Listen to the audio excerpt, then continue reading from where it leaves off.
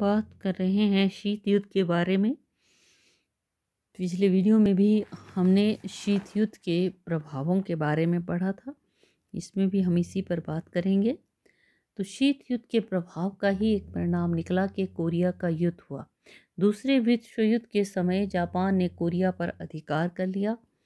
युद्ध में जापान की पराजय के पश्चात सोवियत संघ अमेरिका की सेनाओं ने जापान से कोरिया छीन लिया और इसके पश्चात उन्होंने कोरिया को काटकर उत्तरी और दक्षिण कोरिया दो स्वतंत्र देश बना लिया। दोनों देशों के बीच 38वीं अक्षांश रेखा को सीमा रेखा मान लिया गया। कोरिया के राजनीतिक दलों के साथ बातचीत में अमेरिका और रूस के कारण कोरिया की समस्या का संतोषजनक समाधान नहीं हो पाया।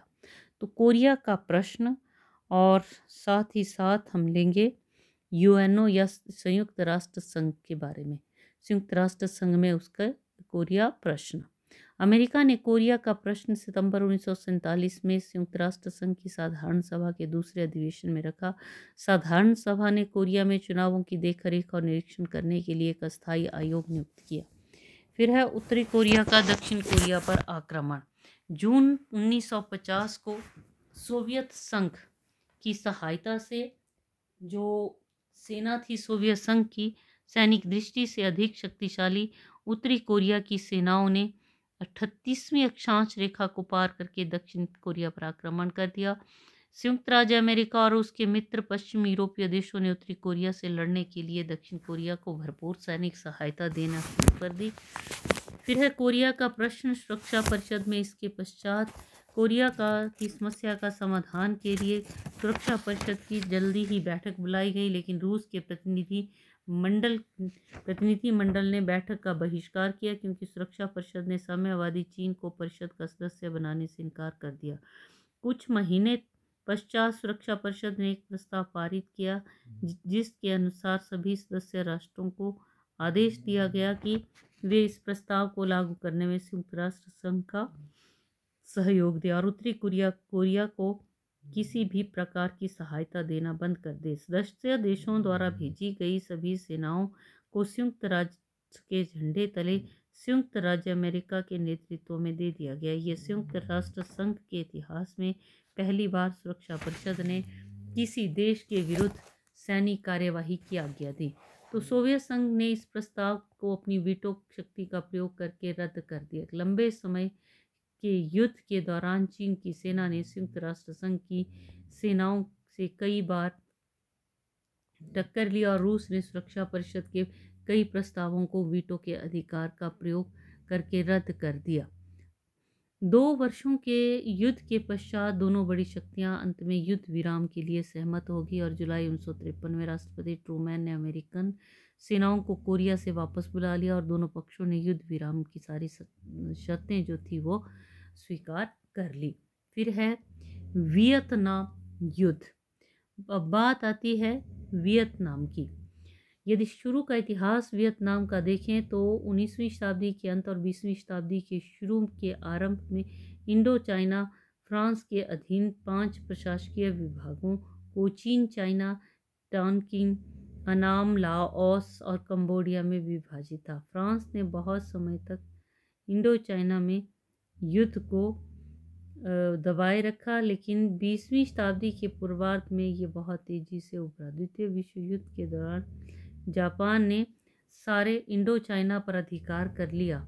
वियतनाम के राष्ट्रवादियों ने वियतनाम इंडिपेंडेंस लीग, जिसे वियत मिन भी कहते हैं, के नेतृत्व में विद्रोह का झंडा गाड़ दिया। संगठन का नेता था हो ची मिन।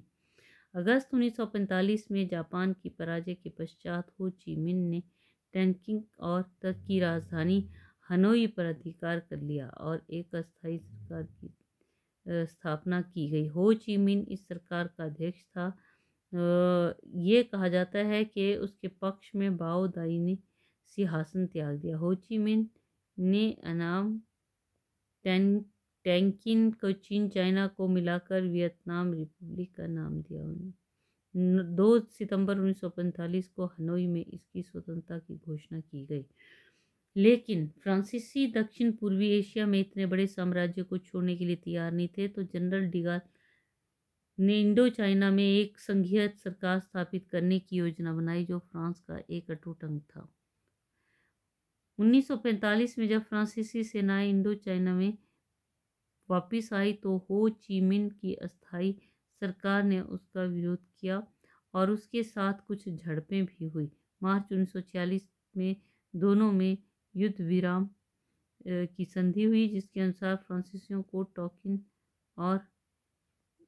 टोकिन में अब सेनाएं रखने की आज्ञा दे दी गई और फ्रांसीसियों ने डेमोक्रेटिक रिपब्लिक ऑफ वियतनाम को एक स्वतंत्र राज्य के रूप में मान्यता दे दी। लेकिन दोनों पक्षों में अविश्वास बना रहा। वियतनाम के राष्ट्रवादी फ्रांस के विरुद्ध इकट्ठे हो गए। फ्रांस ने पहले वियतनाम पर आक्रमण किया, उसके उत्तर में वियतनाम की सेनाओं ने हनोई पर आक्रमण कर दिया। 8 वर्ष तक युद्ध जो है वो ये माना जाता है चलता रहा। दोनों पक्षों को बहुत हानि हुई।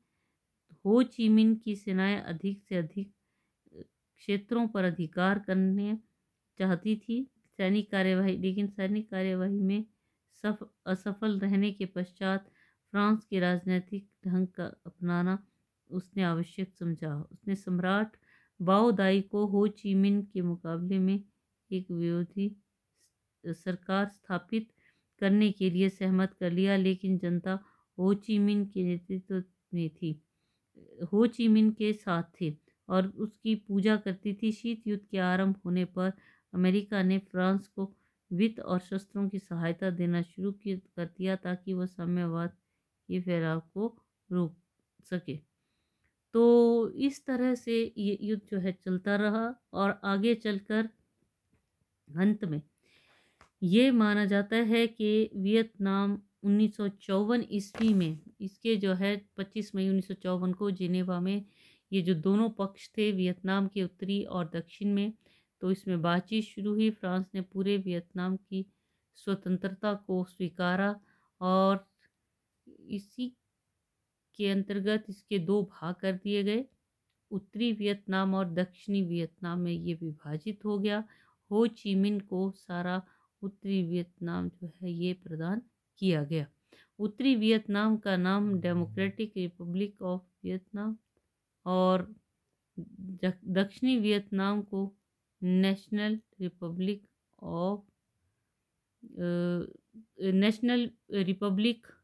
ऑफ वियतनाम इसका जो है कहा जाता है। जिनेवा सम्मेलन में ये निर्णय लिया गया कि 2 साल के पश्चात चुनाव कराए जाएंगे और वियतनाम को पुनः एकीकरण के बारे में निर्णय लिया जाएगा। लेकिन दक्षिणी वियतनाम की जो डीम सरकार जिसकी सहायता अमेरिका कर रहा था ने चुनाव की शर्त को मानने से इनकार कर दिया और क्योंकि उसे डर था कि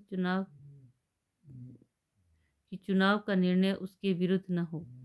तो उत्तरी वियतनाम और दक्षिण वियतनाम में युद्ध का शुरू होना, तो ये युद्ध जो था ये शुरू हुआ। साम्यवादी चीन और अमेरिका दोनों ही उत्तरी वियतनाम को दूसरा दक्षिण को मदद कर रहा था।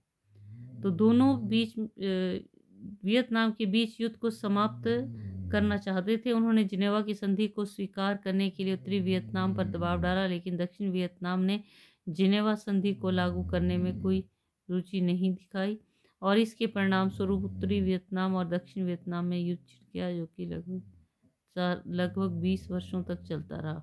और ये युद्ध दूसरे महायुद्ध के काल का सबसे अधिक विनाशकारी युद्ध सिद्ध हुआ, क्योंकि अमेरिका किसी भी कीमत पर दक्षिण वियतनाम को साम्यवादियों के हाथों में जाना नहीं देना चाहता था। तो इसने SEATO South East Asian Treaty Organization के सदस्य देशों की सहायता ली। फिर है अमेरिका का युद्ध में उलझना। 1954 से 61 वर्षों में अमेरिका ने दक्षिण वियतनाम की केवल सीमित आर्थिक और सैनिक सहायता की और इस तरह से अमेरिका जो था वो भी इस युद्ध में उलझ गया एक पक्ष को लेकर।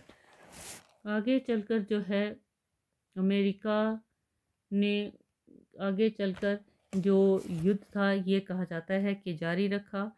युद्ध का अंत हुआ 1972 में। अमेरिका ने वियतनाम युद्ध को समाप्त करने की आवश्यकता अनुभव की, युद्ध विराम के लिए बातचीत की। जनवरी 1973 में पेरिस में हुई एक संधि के अनुसार युद्ध विराम हो गया। संयुक्त राज्य अमेरिका वियतनाम से अपनी सेनाओं को वापस बुलाने पर सहमत हो गया, जबकि उत्तरी वियतनाम की सेनाओं को दक्षिण वियतनाम में रहने की आज्ञा दे दी गई। वियतनाम युद्ध के परिणामों की बात करें तो ये युद्ध अमेरिका के लिए बहुत हानिकारक सिद्ध हुआ। इससे उसे न केवल आर्थिक हानि हुई बल्कि बहुत सैनिक भी मारे गए। उसके प्रतिष्ठा को, मान सम्मान को भी धक्का पहुंचा। दक्षिण पूर्वी एशिया में साम्यवाद को फैलने से रोकने के लिए अमेरिका के सारे प्रयत्न विफल हो गए। दूसरी ओर उत्तरी वियतनाम के दोनों नामों का एकीकरण के लिए किए गए प्रयत्नों से सोवियत संघ और चीन की जो प्रतिष्ठा थी वो फिर से उसमें वृद्धि हुई। और इस तरह से हम देखते हैं कि एक शीत युद्ध में एक तो जर्मनी हो गया, बाकी और कई छोटे जो थे राष्ट्र थे, राज्य थे, वो हो गए। तो इस तरह से आगे चलकर 1955 में जो 1994 ईस्वी में अमेरिकी राष्ट्रपति क्लिंटन ने वियतनाम पर से आर्थिक प्रतिबंध हटाने का निर्णय लिया। जुलाई 1995 में अमेरिका ने वियतनाम को मान्यता दे दी और इसके साथ कूटनीतिक संबंध फिर से स्थापित हुए। तो ये था वियतनाम युद्ध, जिसमें कि हम इसको शीत युद्ध में लेते हैं। बाकी अगले चैप्टर में हम जो डिस्कस करेंगे वो है विश्व की राजनीति में, जिसमें मध्य पूर्वी देश, जिसमें इज़राइल और फिलिस्तीन की समस्या क्या थी, इसके ऊपर हम बातचीत करेंगे। तो इतना ही।